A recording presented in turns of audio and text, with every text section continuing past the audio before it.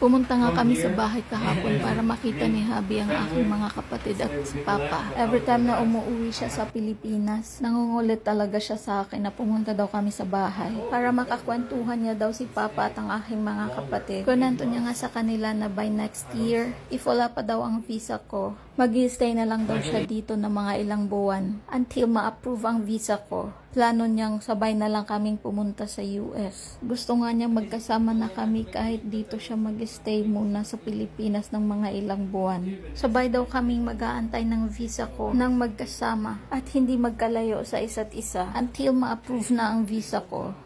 Hopefully talaga hindi naabutin ng 1 taon pa. Kung matagalan naman ang visa approval ko, at least magkasama na kami. And maybe by that time, bumubuo na rin kami ng aming sariling pamilya.